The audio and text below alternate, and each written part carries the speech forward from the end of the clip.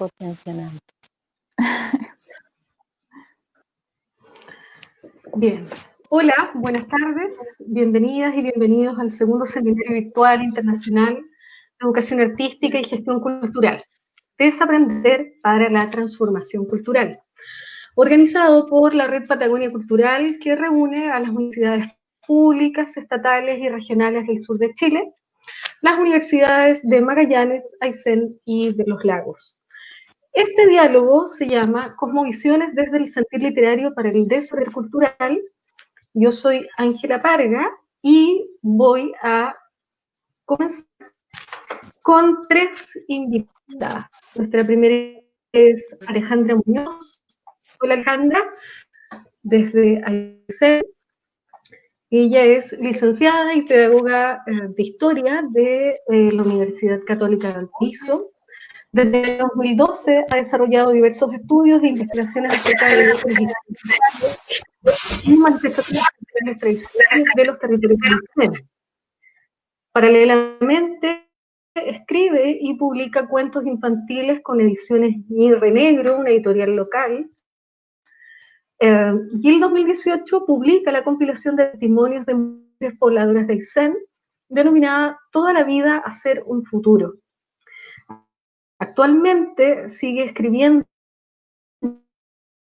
y dirige publicaciones femeninas independientes para mujeres de la palabra. También nuestra invitada es Mariana Camelio. Hola Mariana.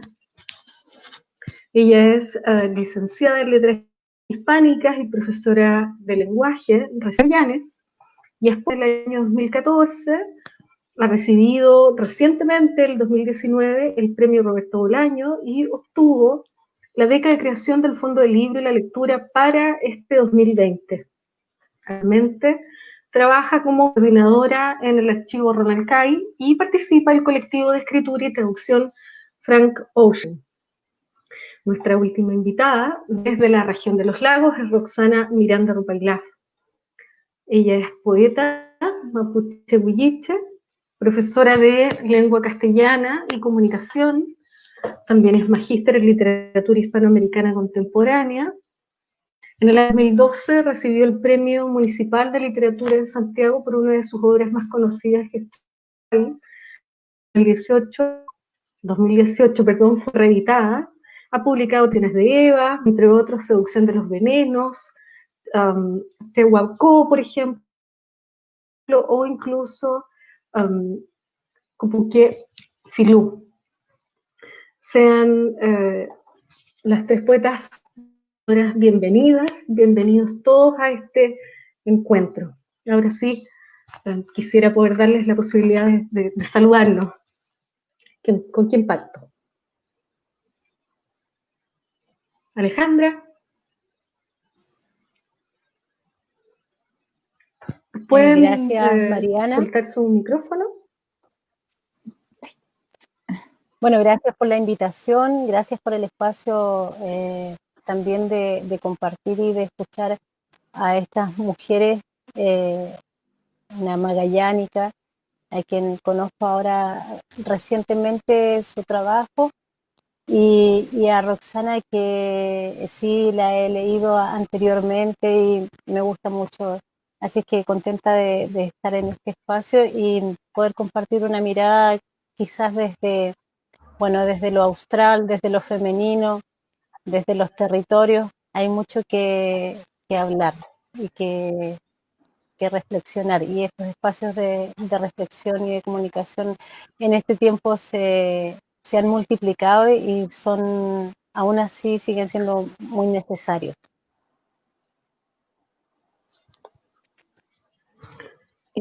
¿Sigo yo? Mariana, tú ya soltaste el micrófono. Sí. Perfecto. Muchas gracias, Ángela. Hola, Roxana y Alejandra. Estoy muy contenta, yo las admiro mucho. Conozco de hace tiempo también el trabajo de Roxana y lo encuentro muy hermoso, muy potente. Y estoy ahora también conociendo el trabajo de Alejandra, y entonces me siento muy afortunada de estar compartiendo este diálogo con ustedes ahora. Sí, bueno, yo contenta con la invitación igual. Me parece, como decía Alejandra, muy necesario estos encuentros desde lo femenino, que hoy día está siendo tan protagonista, estamos siendo tan protagonistas como mujeres, entonces me parece que es importante aquí también mostrar nuestra mirada desde nuestro territorio, que muchas veces de pronto este país es tan centralista que se olvida un poco de esta diversidad territorial. Entonces me parece que es importante estar aquí y gracias por esta invitación y por compartir también con las demás escritoras. Bueno, yo también les agradezco a ustedes. Tengo una de poder, imagínense, reunirlas a las tres y poder, solo para mí, hacer las preguntas y discutir sobre precisamente lo que ustedes señalaban, ¿no? Que es poner inmediatamente en contexto el tema del diálogo de hoy, que es esta australidad, ¿no? Cómo este contexto en el que ustedes están, el territorio, ¿no? Y la cosmovisión asociada a ese territorio en la zona austral del país influye en el contexto actual, ¿no? Que tiene relación con lo que tú estás diciendo, Roxana, y también con el estado sanitario, incluso del país, ¿no? Partamos por ahí, ¿quién quiere comenzar, ¿no? ¿Cómo nos aporta esta cosmovisión austral al contexto actual?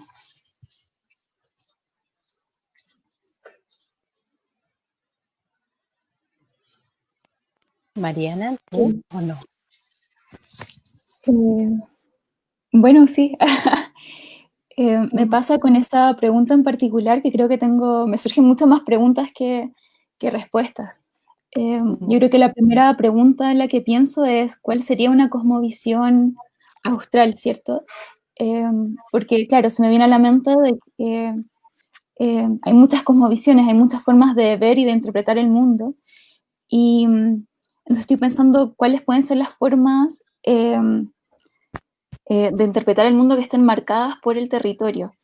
Entonces, en ese sentido, ligándolo al tiro al oficio de la escritura, hay cierta idea que a mí me ha estado rondando hace tiempo y que creo que abordan mucho eh, escritoras y escritores de la región, que es que este territorio es tiene un paisaje muy particular, es muy vasto, hay cierta crueldad del paisaje, por decirlo así, porque, no sé, en la tierra crecen pocas cosas, hay mucho hielo, mucho frío, es muy vasto, casi un desierto a veces.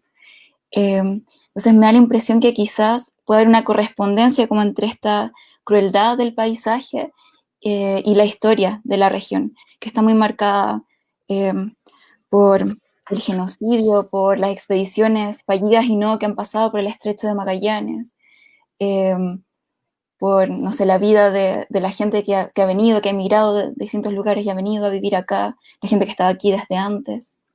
Entonces, siento que puede haber una como correspondencia entre esas características, esta textura particular del paisaje y la historia. Entonces, eh, pienso que quizás una forma de abordar esta cosmovisión, quizás lo voy a dejar hasta ahí para abrir el diálogo, podría ser pensando en eso, como en estas correspondencias que existen de repente entre paisaje e historia. Claro, como si el paisaje también fuera parte del cuerpo, ¿cierto? De los sujetos, ¿no? Paisaje cultural, paisaje natural, ¿cierto? No sé, ¿qué opinas tú, Alejandra, a propósito de las historias locales con las que tú vas investigando esa cosmovisión austral? Sí, yo también me hice la pregunta y hablar de una cosmovisión también es complejo porque como que mientras más yo profundizo en el conocimiento del territorio y de las personas que lo habitan, de las historias que lo habitan, como que más que la unidad, lo que me responde el territorio es la fragmentación, incluso no sé, como la separación, la lejanía también interna entre unas realidades y otras, son cosmovisiones, son comunidades culturales y comunidades identitarias que lo habitan. Entonces es más bien, bueno, pienso en esto como en este territorio también despedazado que tenemos aquí en Aysén, aunque esa palabra es un poco dolorosa, pero también, también es, bueno, la fragmentación, quizás de una manera más dulce. Sin embargo, no lo veo como algo tan desolado o como esto que plantea Mariana de este paisaje cruel, sino más bien como la sensación de un individualismo a veces que es de la persona o de las comunidades que tienen que habitar en este territorio de manera un poco inconexa entre los mismos demás habitantes, los otros, y mucho más inconexos con este otro resto del país que nos mira y nos atribuye ciertas cosas y nosotros también miramos hacia el norte y atribuimos otras. Claro, como una suerte de desgarradura, ¿no? Esa cuestión de ¿no es cierto?, de repliegue y por otro lado la herida, ¿no?, de la identificación con los otros. Roxana, ¿cómo ves tú esta perspectiva? Ya tenemos dos posibilidades de entender las múltiples visiones australes. Bueno, sin duda que van a haber múltiples visiones, pero cuando se habla de territorio, para mí también surge algo que es mucho más fuerte de pronto, que tiene que ver con mi identidad huilliche, mapuche, y que tiene que ver, ¿cierto?, con defender cierta cosmovisión que no ha sido como respetada dentro de las políticas del país. Entonces me parece que también para nosotros, en ese sentido, ha sido bien fuerte la palabra cosmovisión, que vendría siendo el introfil Moyel, que es como de alguna forma darnos a respetar dentro de las diferencias que podamos tener, y esas diferencias lamentablemente dentro de un contexto social, político, de derechos, no han sido respetadas. O sea, no sé, lo vemos en el hecho de que para hacer un tragún, para hacer alguna actividad cultural hay que boletear, algo que no es propio de las comunidades indígenas. Entonces, me parece que ahí hay una pugna que es bastante importante y que pertenece precisamente a este lugar. Y de ahí también podría hablar no solamente desde acá, sino también quizás desde lo que pasa en Chiloé, donde también hay múltiples identidades que están ahí girando y que están también en una pugna constante, ¿no? Un conflicto constante por de alguna forma realizar las demandas. Me parece que de pronto la palabra territorio también tiene esta carga que es política y que de alguna forma tenemos que aunar voces y entender que tenemos diferencias y ver cómo avanzamos de acuerdo a estas diferencias que tenemos. Claro, porque ¿cómo unamos, ¿no es cierto?, estas identidades, ¿no?, estas alteridades, cuando, por ejemplo, dentro de la discusión que tú sitúas, Roxana, ¿no?, dentro de las identidades mapuches, lo que se está señalando es que no solamente aquí hay una petición, ¿no es cierto?, un conflicto identitario étnico, sino que también se reúne con otras solicitudes de muchos sujetos colectivos en este país, ¿no? Pensaba en lo que decía Alejandra. Estamos tan lejos, no estamos mirando al norte, lo que decía Mariana. Hay una centralización, ¿no? Hay un genocidio también al sur del país. Entonces, ¿cómo hacemos para que estas entidades, cómo lo ven ustedes, se sumen a otros sujetos colectivos, pero no pierdan ese sentido político que señalan ustedes, ¿no? ¿Y cómo ven entonces que eso avanza también en sus propios desempeños, ¿no? ¿Qué fuerza hay en vuestros desempeños escriturales, profesionales? y en sus relaciones cotidianas con el otro.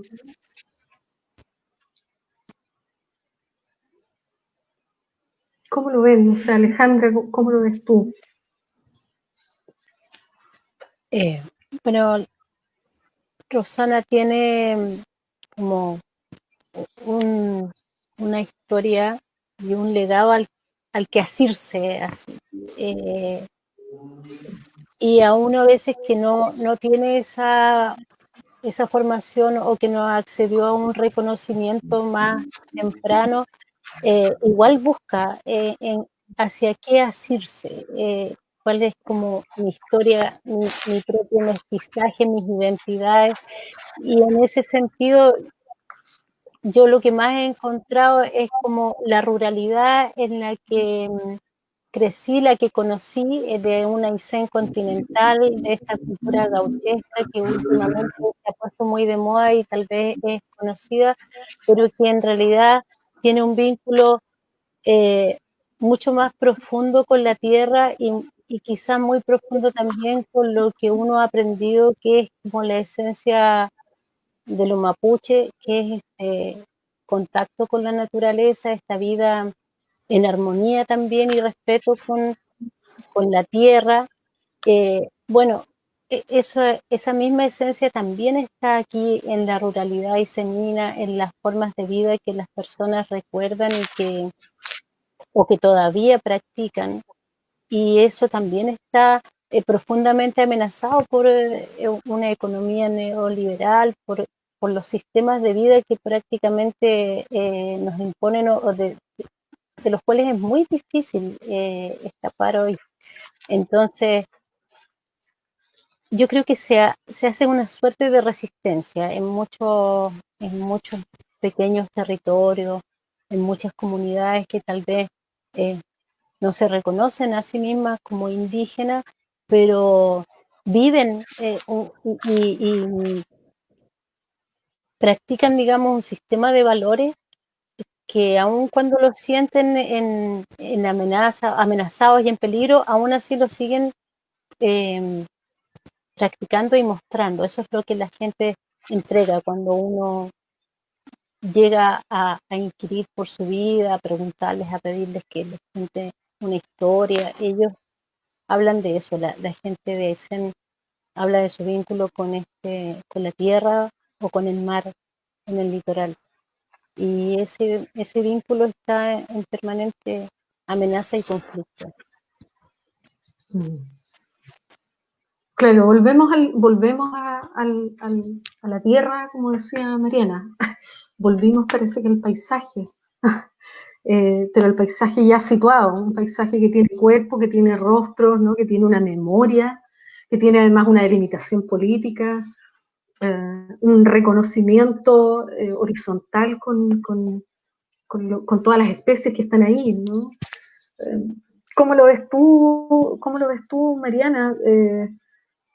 Sobre todo porque tú, por ejemplo, estás a cargo ahora del archivo Ronald Kay, ¿no? Un escritor, un teórico del arte que además ha reflexionado acerca del territorio, en el plano, por supuesto, de las artes visuales, pero a propósito de eso, ¿cómo vas haciendo estas ligaciones de territorio, de escritura, esta australidad,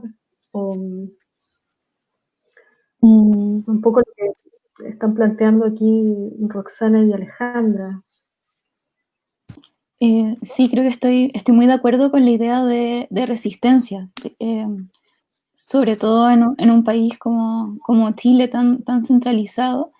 Me parece que siempre va a haber cierta resistencia con realizar actividades, con juntarse, con realizar colectivos y cosas que vengan desde otras regiones que no sea la metropolitana. Ahí igual siempre me impresiona cuando se dice que, no sé, la gente es de región, siendo que la región metropolitana también es una región, pero entonces, ¿cómo cala bien hondo como en el lenguaje el centralismo? Entonces yo creo que siempre crear o, no sé, ejercer la docencia, por ejemplo, o habitar estos espacios otros al centro se vuelve solo un gesto político incluso, yo creo, y de resistencia. y me imagino que eso cala siempre en la escritura, y siento que cuesta mucho que la escritura se desprenda del territorio, del lugar. Siento que en Chile, sobre todo, la mayoría de las escrituras están muy permeadas por el paisaje, por el territorio y por lo que implican los distintos paisajes. O sea, evidentemente no es lo mismo escribir desde Antofagasta que desde Punta Arenas, por ejemplo. Y entonces encuentro muy bonito esa, como ligándolo un poco a lo que decía Alejandra, cómo el territorio va encontrando su lugar en la escritura, cómo no nos podemos desprender de esta experiencia que para mí también crecer acá en Punta Arenas implica una cercanía y una relación muy particular con el mar, porque es el estrecho de Magallanes, entonces tengo siempre a Tierra del Fuego justo al frente, entonces no se ve el mar abierto, por ejemplo. Es un mar con muy pocas olas, eh, es un mar muy frío, no vamos a la playa en verano, a menos que haga mucho, mucho calor, se puedan meter los pies, pero es una relación muy particular, muy distinta. Claro, el paisaje, el entorno. Bueno, la naturaleza en las artes visuales siempre ha sido entendida bajo esa lógica del paisaje, ¿no? Incluso en la jardinería. Pero en la escritura hay algo que se moviliza, que se desplaza hacia la imagen, pero luego vuelve. Tengo esa sensación, por favor, ustedes que son escritoras, cuéntenme, hay algo que también ocurre en el paisaje interior, ¿no? Ustedes me decían, nuestra escritura tiene algo de resistencia. ¿Cómo revela también ese paisaje interno esta escritura personal? Roxana, ¿cómo revela tu paisaje? Tu escritura. Sí, bueno, yo creo que yo partí haciendo, casi toda mi literatura en realidad está vinculada al paisaje, ¿no? Al entorno y eso, pero también me parece que en algún minuto, y aquí voy a hablar de la literatura mapuche, en algún minuto se deja de ver la literatura mapuche como paisaje, como desde el punto de vista antropológico solamente, y creo que eso también tiene valor porque de alguna forma cuando uno ve a la escritura como un paisaje no está viendo las problemáticas como que hay en ese lugar.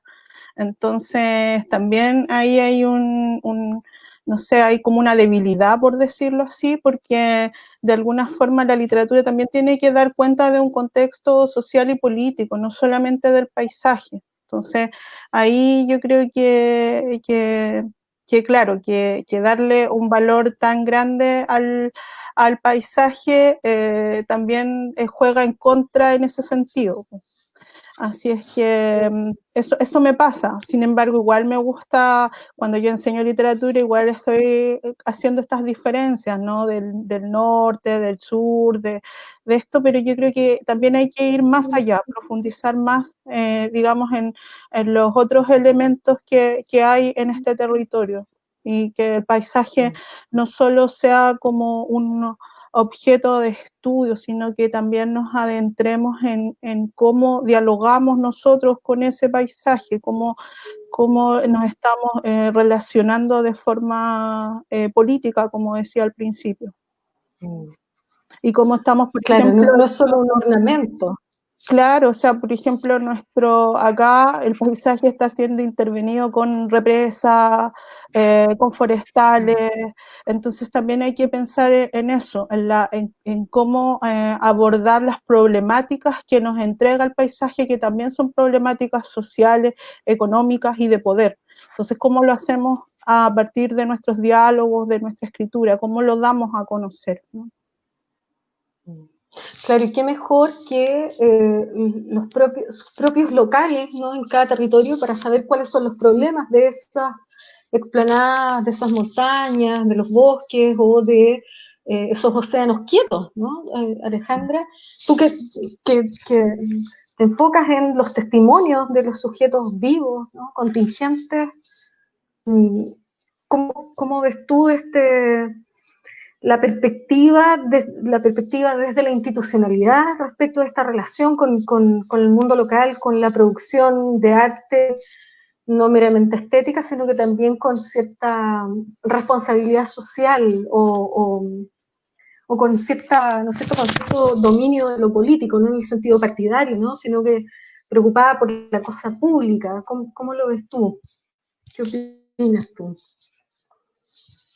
Bueno, a eso me refería cuando decía que se vuelve al tema de la tierra, es como se vive, o sea, cuando uno ahonda, digamos, en temas de patrimonio, de historia, de memoria local, siempre se vuelve a eso, a ciertas formas de vida que hoy día es difícil mantener justamente por estos problemas que señala Roxana y que vemos cada día en cuanto a cómo la industria y ciertos sistemas de producción se imponen totalmente a estilos de vida que conservan una relación con la naturaleza diferente y que no están signados por la productividad en las relaciones entre personas y en las relaciones entre esas personas y el medio natural. Y desde la institucionalidad, la verdad es que este es un tema casi deprimente, diría yo, porque si bien por un lado tenemos cierta política pública de fomento de la cultura o de las culturas en la declaratoria y en ciertas acciones, por otra parte también es la política pública la que implementa una serie de condiciones estructurales en la sociedad y en la forma de vida de la gente que no permiten realmente ni un desarrollo sustentable, ni una forma de vida en armonía con el medio ambiente. O sea, en verdad bueno, ese es un tema como para muy, muy amplio y que no podríamos acabar aquí, pero creo que vamos en una constante como contraposición de fuerzas y las fuerzas de respeto al medio ambiente o de respeto a formas más naturales de vida están perdiendo totalmente la batalla contra el sistema económico que hay actualmente. Y en ese sentido la institucionalidad no provee caminos alternativos. Yo considero que, digamos, está alineada la institucionalidad pública con el interés privado y el capital. Esa es mi forma de verlo, en realidad. Claro, desde una idea inmediata, instrumental, ¿no es cierto?, intervencionista, porque pienso en rigor respecto de lo que ustedes señalan y se me viene a la cabeza esta idea también de que en la naturaleza también estamos los humanos, ¿no? Nosotros también somos naturaleza. Y en esta distancia que solemos ejercer desde estas perspectivas instrumentales, dejamos de concebir, ¿cierto?, que los modos de conocimiento que tienen las plantas, ¿no?, o que tenemos acerca de las plantas, o los modos de conocimiento, prácticas culturales particulares respecto del clima o respecto de la relación que tenemos con otras especies animales, es tremendamente importante para, digamos, para un sustento general de la cultura, ¿no? Y que la cultura no es solo aquello que está cualificado como alta cultura, sino que también hay elementos de sostén muy importantes que son simbólicos, ¿no? Y que son tremendamente significativos. Pensaba, por ejemplo, actualmente en el conflicto mapuche, en que cada vez no solo vemos a los loncos, ¿cierto?, reclamando sus derechos legales respecto del territorio, sino que también van las machis, ¿no?, acompañando estos procesos. O sea, hay niveles de espiritualidad, de religiosidad, del pensamiento simbólico que también están sosteniendo problemáticas tan concretas como, por ejemplo, la contaminación de un río, la contaminación o la tala de un monte, las prácticas, ¿no?, en el sur también con las pesqueras, ¿no?, que en el Chiloé, decía Mariana. O sea, hay una serie de sistemas instrumentales, extractivistas, como queramos llamar, que no están oyendo los discursos de la gente. como dicen ustedes, la institucionalidad pública, como bien lo dice Alejandra, consumo capitalista o no, le resta preponderancia a esta resistencia que parece que es súper manifiesta, tremendamente manifiesta. Desde esa perspectiva, Mariana, ¿tú crees que la literatura, ¿no? O la escritura, o vuestras escrituras, por ejemplo, sean suficientemente valoradas en el campo de la cultura? ¿Es que están, por ejemplo, comprometidas con estos discursos que ustedes mismas han hecho manifiestos aquí?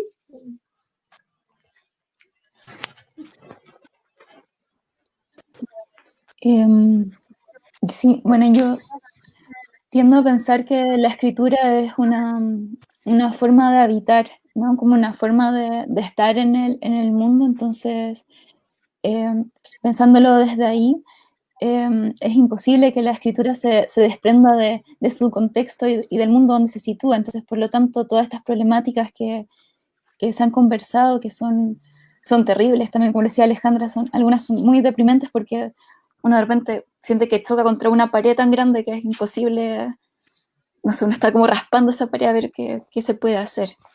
Entonces creo que es imposible que esas problemáticas no ingresen a la escritura, sobre todo si son cosas que no escalan tan hondo como esta relación de espiritualidad que se tiene también con el paisaje, porque el paisaje, claro, como decía también Roxana, es muy peligroso pensarlo solo como una postal, ¿cierto? Solo como algo lindo, sino que yo creo que cuando se trata en la escritura, viene ligado siempre a cómo lo habitan las personas, qué implica el paisaje para quienes transitan por él, quienes viven de él.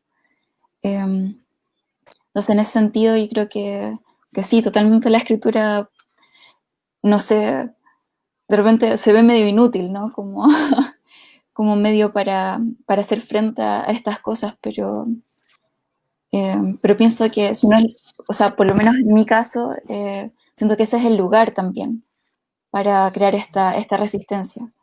Y pienso que es la escritura y es también la enseñanza. Claro, este diálogo tiene matiz insurrecto, espero, ¿no? Porque el título dice Cosmovisiones del sentido literario para desaprender. ¿Qué lo estamos desaprendiendo? ¿Estamos desaprendiendo algo? ¿Qué opinan ustedes? Para desaprender culturalmente. Es interesante eso, ¿no? Como si hubiera una sola cultura con C mayúscula. Cosmovisiones para desaprender. Ángela, un pequeño comentario ahí sobre esto del desaprender, que también, para resumirlo, hace poco, antes de empezar, tú mencionabas un trabajo en patrimonio alimentario que hice, que en realidad yo le llamé preparaciones, no, la cocina pobladora de Aysén, que tiene que ver con esta preparación de alimentos inicial que se hizo cuando este territorio fue ocupado, que tuvo una historia de poblamiento espontáneo, distinta de la colonización española, que prácticamente unifica la historia de Chile.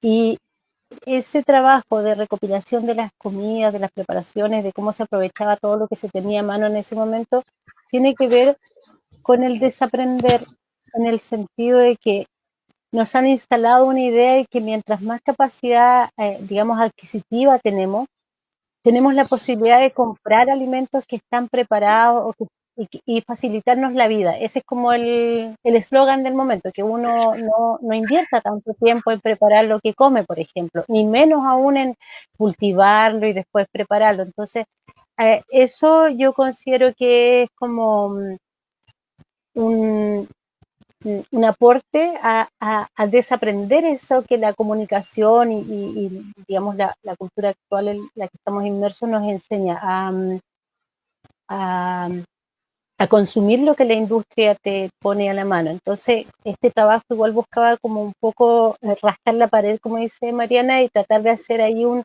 brecha y decir, no, ¿por qué? ¿Por qué tenemos que comprar todo y consumir todo lo que la industria nos da si nosotros podemos en esta región en que vivimos, en este lugar donde mucha gente tiene espacio, sus patios, en fin, podemos recuperar esa manera de alimentarnos como se hizo durante tantos años en que no había abastecimiento regular, ni supermercado, ni nada. No digo que uno tenga que, digamos, mantenerse como en un estado puro, absolutamente, pero sí puede tomar ciertas decisiones que cada vez ese margen es más pequeño. No sé si me explico. Menor. Sí, totalmente, totalmente. Mariana, te veo sintiendo. Sí, es que estoy muy de acuerdo con la idea de recuperar estos espacios, de poder cultivar uno su propia comida, por ejemplo, porque también encuentro, es terrible como este distanciamiento que mencionaba Alejandra cuando uno compra la comida preparada. eh, no sé, el ejemplo típico de comprar, no sé, un pollo, por ejemplo, que casi no parece un pollo, que se nos olvida que estuvo vivo, que tuvo que morir, alguien tuvo que eh, no sé, que matarlo para que llegue a nuestras manos. Eh, y siento que últimamente ha habido como cierto intento de recuperar estos espacios, también de producir menos desechos también, con las composteras, por ejemplo, y no sé, eso me hace como tener un poco más de fe en el futuro, aunque sea, no sé, una porción de la población muy pequeña la que haga estos cambios. A mí por lo menos me llena un poco de esperanza. Y Roxana, a partir de lo que dice Mariana, tu literatura rescata esas imágenes de futuro. ¿Hay alguna imagen de futuro? Si uno te lee, uno nota ese ímpetu resistente, ¿no? Pero hay una imagen de futuro que es lo que parece más nos cuesta identificar. Claro, pero es que también siento que ahí es distinto en el sentido de que, bueno, por lo menos dentro de la literatura indígena, casi siempre, como decía hace un rato, se hablaba como de lo ancestral. Y en este sentido yo sí estoy como tratando de hablar más de lo actual, relacionando más como la imagen de una mujer más emancipada, empoderada, una nueva imagen de mujer. Entonces creo que ahí tiene que ver también con este futuro, pensando en que quizá esos textos de las tentaciones de Eva lo escribí el 2003, entonces como que también siento que por ahí los temas todavía siguen muy vigentes. Y yo creo que sí, pues dentro de ese marco de voces, como que sí empecé o sí estoy hablando del futuro y de la sustentabilidad que se habla hoy en día. En realidad ese también es un tema que ojalá cambie, pero que en realidad existió antes, hubo un cambio, ¿no? O sea, ese es un tema que hay que revitalizar más que recuperar y revitalizar, porque en ese sentido mis abuelos, por ejemplo, cultivaban sus cosas. Entonces, como que muchas veces se dijo que las comunidades indígenas eran pobres, pero en realidad no eran pobres, sino que eran pobres para la economía, la imagen de economía actual, pero en realidad siempre han cultivado sus alimentos. Entonces, me parece que el futuro también está hacia atrás, ¿no? Como que se puede hablar de futuro mirando hacia el pasado. Claro, es un ir y venir, ¿no? Es como una arqueología contemporánea, esa es la sensación que me da con lo que tú señalas, ¿no? ¿Cierto? Roxana, y a propósito de eso, para el placer de Alejandra, de Mariana y de todos nosotros, ¿es posible oír algo de tus poemas? ¿Nos leerías, aunque fuera un poquitito? Sí. Por favor, a propósito de tu cita, a tu trabajo. Bueno, aunque no venía preparada. A ver. Si voy a leer un texto. ¿Te gusta mi bosque? Este bosque que no es mío y que lo es de tanto guardarlo en el viaje, las visiones. ¿Te gusta mi bosque con árboles, olores, sudores, colgando de un cielo que es triste, largamente gris? ¿Te gusta? ¿Te gustan los árboles que sacuden en mis ojos sus lluvias?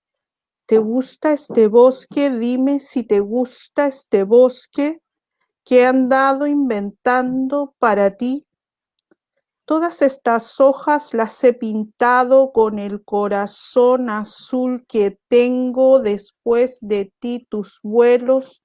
Una canción lamento que tengo después de ti, una canción yo tengo y se llama bosque, se llama incendio y tala, desamparo se llama y van huyendo los pájaros, mira cómo se van huyendo los pájaros, mira cómo se van en estampida con las plumas en fuego, se van trinando los pájaros, esa canción lamento que se llama bosque, que se llama incendio, que se llama bosque, ahora cuando esa palabra ya no acaricia a nadie.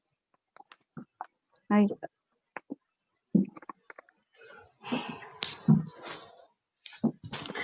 Bueno, para nosotros sí es una caricia, debo decirlo. Esa imagen de los pájaros que trinan, que se van. Uy. Mariana, quisiéramos escucharte, si es que podemos.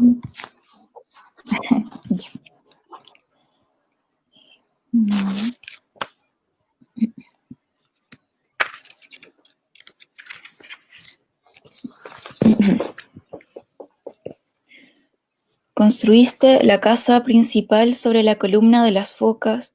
Cierro los ojos, veo tus manos clavar los huesos, tu boca decir, esta es la foca más grande, mira sus cicatrices, sus heridas son las vetas de esta casa. La madera se encaja en las vértebras, la grasa del animal sobre las tablas, el resto del cuerpo se desecha. Veo tus manos tomar sus intestinos, el olor atrajo a las gaviotas, aleteabas tú también para alejarlas, pero eras uno solo contra el hambre. Los pájaros quebraron las ventanas, lloraste con el vidrio entre los pies, cierro los ojos, imagino mi propia casa de vértebras, a ti soplando sobre mi frente, dijiste la foca es un depredador terrible, su piel oscurece en el invierno, cuando se sabe cercana a la muerte, deja la costa y viaja para morir sola entre glaciares.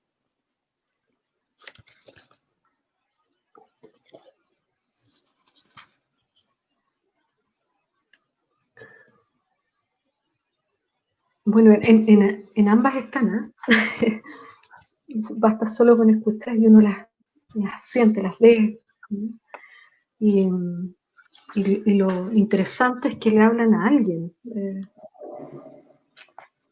No es alguien desconocido, ¿no? No es alguien en el aire. Quizás esa resistencia también está ahí, en que ustedes identifican a alguien. El otro ya tiene rostro. ¿Qué opinas tú, Alejandra? Cuando escucho yo a estas dos poetas siempre siento eso, ¿no? Es que me identifican, me emplazan. ¿Cómo lo ves tú? Hace poco busqué algo de Mariana para leer y justamente entre lo que leí estaba ese poema que lo encontré en un artículo donde comentaban su poesía. Y además había algunos textos y cuando yo lo leí pude sentir pude sentir como algunas temperaturas y también como un aire salino, como largos kilómetros de playas desoladas, no sé, tuve muchas imágenes y ahora igual reviví eso. Bueno, para mí hay como mucha soledad en esa poesía y no lo digo como algo negativo, sino más bien contemplativo. Bueno, lo que nos leía Roxana sí, eso yo siento que es una interpelación muy fuerte respecto de también de esto que últimamente se ha estado develando, igual hay mucho estudio sobre esta cultura ancestral, mucho estudio, mucho documento, mucho registro, mucho escrito, pero eso, ¿de qué sirve? Si se están cortando los bosques, se está sembrando se está reforestando con especies que no son las que generan una forma de vida o generaron una forma de vida o permiten una supervivencia de una cultura, de un pueblo.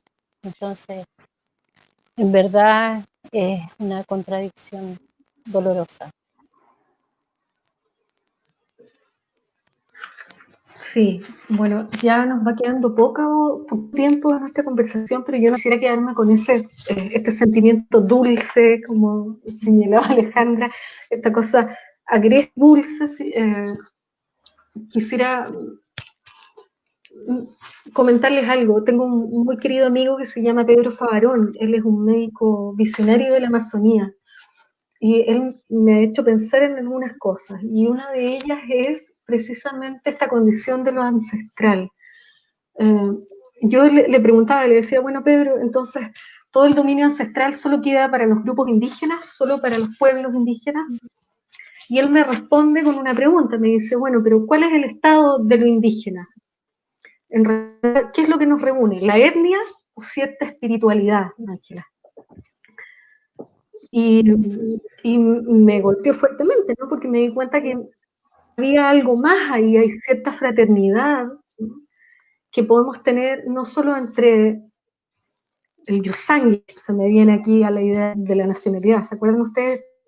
Somos todos iguales aquellos que tenemos la misma sangre, pero no, pues no es solo eso, tiene que haber cierta fraternidad con el otro que está en otra vibración. ¿Qué opinas de eso? Hay esta espiritualidad. Por favor, no me entiendan en esta lógica como neo-chamánica, no es esa la perspectiva, sino que realmente en lo profundo, en la cuestión emocional, emotiva, en esta conexión que uno tiene para encontrarse con esa imaginación poética, en esa conexión que uno establece para mirar el paisaje o al otro. ¿Qué les ocurre a ustedes? Y creo que probablemente es una imagen de felicidad, ¿eh? Creo que no es esa tristeza.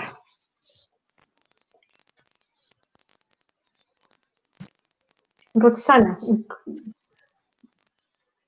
Bueno, yo soy muy volada, muy dispersa, pero ¿con qué conectas tú fuertemente cuando escribes para tener esas imágenes de felicidad en el mundo, para estar ahí atenta y escribir así como escribes, por ejemplo? Sí. Sí, la verdad es que no entendí bien la pregunta, porque me fui de la imagen del chamán. Conectas con tu espiritualidad, por ejemplo, conectas con tu etnicidad, o sea, ¿eres solo Rupailaf, Miranda Rupailaf? ¿Eres mujer también? ¿Eres joven? ¿Eres, por ejemplo, una estudiosa de las plantas, una estudiosa de la erótica? ¿No? Tiene que ver con eso, ¿con qué conectas fuertemente tú para vincularte con el mundo y con tu creatividad? Sí, no sé si entiendo bien la pregunta, pero yo creo que en el fondo uno tampoco es que ande tratando de conectar, así como que yo no hago un rito para escribir. No sé, por ejemplo, no me voy a medianoche a una playa a escribir. No hago eso. No pensé en eso,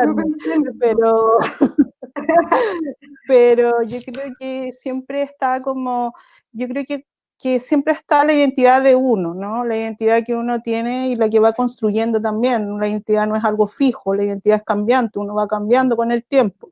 Entonces uno va agregando nuevas ideas y también tiene este derecho a equivocarse y a replantearse lo que piensa y lo que siente en el mundo. Y entonces yo creo que uno escribe desde ahí, desde ese lugar, y también desde lo actual, desde lo que está pasando, y y respecto como a lo espiritual, me parece que siempre va a estar si está en tu identidad. O sea, si tu identidad lo lleva, siempre va a estar. No es algo que uno ande buscando. Yo porque yo creo que también uno es muy profesional ya, yo creo que nosotros ya somos profesionales, no sé si estoy hablando por mis compañeros, pero estoy hablando en plural, pero uno ya genera proyectos de escritura.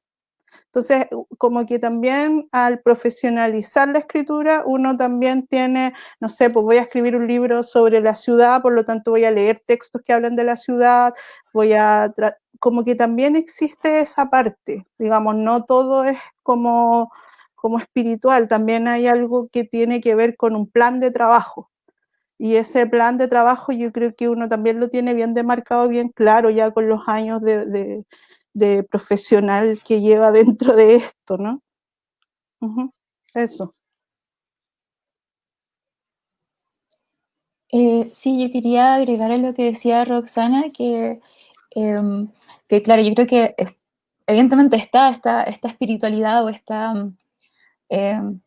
no sé, quizás estas intuiciones que uno tiene al momento de escribir, pero claro, cuando uno lo lleva o sea, ya pasarlo por el filtro de las palabras implica un trabajo, una cierta racionalidad, implica cierta experimentación con el lenguaje también. Sí, eso quería solo acotar. Eso, que la escritura, claro, tiene muy poquito o sea, en realidad tiene mucho de intuición, pero también mucho de trabajo y bueno, y de investigar y de proyecto, no sé, de técnica, no sé, aunque sea media terrible la palabra.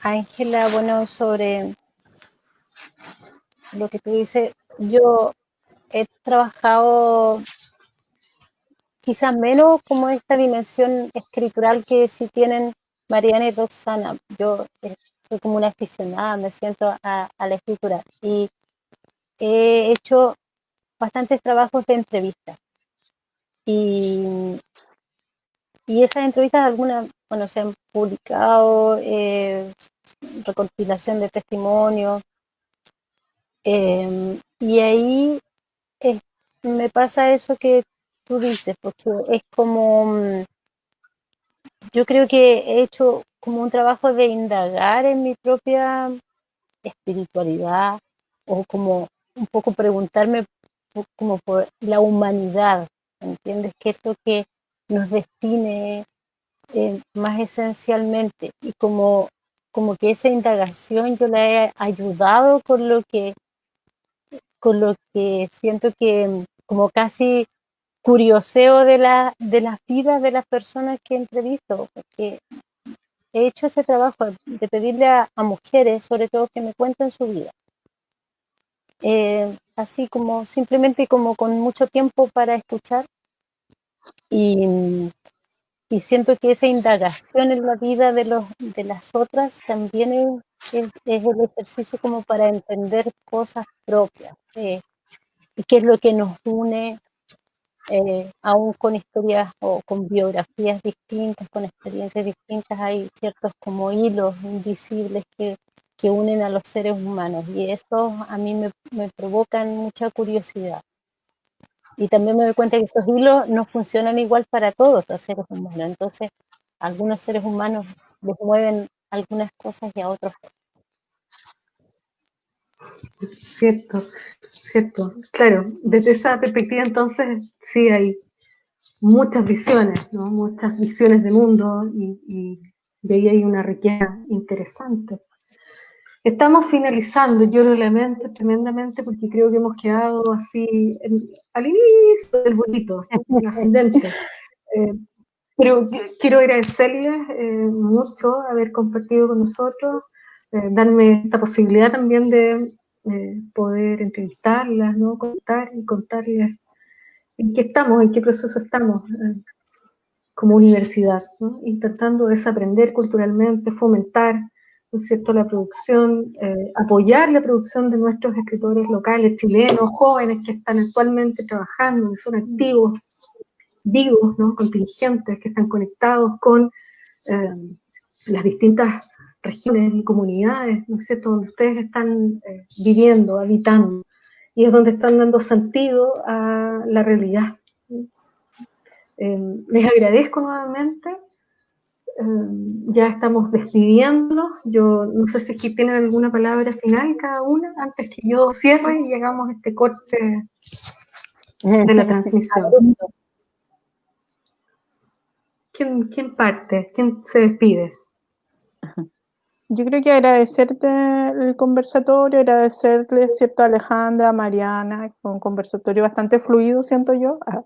Así es que eso, gracias por la buena onda y porque el diálogo fue fructífero, así que no, yo me voy contenta de la virtualidad.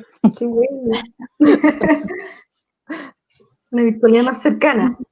Claro. Sí, sí, yo también quería agradecerte, Ángela, agradecer a Roxana, a Alejandra, por la conversación, y me parece, no sé, que es muy necesario ahora estar, no sé, acercarse al diálogo aunque sea a través de estas pantallas, como que hace bien.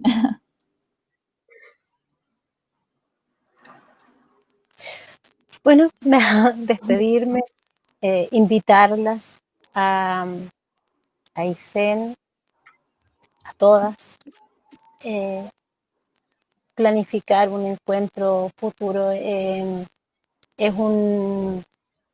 Yo creo que es una forma de mantenerse también como, o de resistir, ya que hemos hablado de eso, de resistir estos tiempos de incertidumbre. También yo igual sigo como haciendo planes en mi faceta de gestión cultural, y soñamos con más ferias del libro aquí en Coyhaique, Patagonia, y más encuentros de mujeres que, aunque es como un cliché, pero de verdad es muy necesario. Solo juntarse y conversar provoca, no sé, pues como que se disparen las ideas, las sensibilidades y las creatividades. Así que apenas se pueda, juntarnos acá o allá. Ha quedado grabado, así es que nos juntaremos. Tendremos una cita, ¿cierto? Sí, Bien, bueno, sí, muchas gracias, Alejandra, Roxana, Mariana, muchas gracias a todos por habernos acompañado en este diálogo llamado Cosmovisiones desde el sentir literario para el desaprender cultural. Las invitamos y los invitamos a seguir en esta transmisión simultánea a la Red Patagonia Cultural, en este segundo seminario virtual internacional de educación artística y gestión cultural.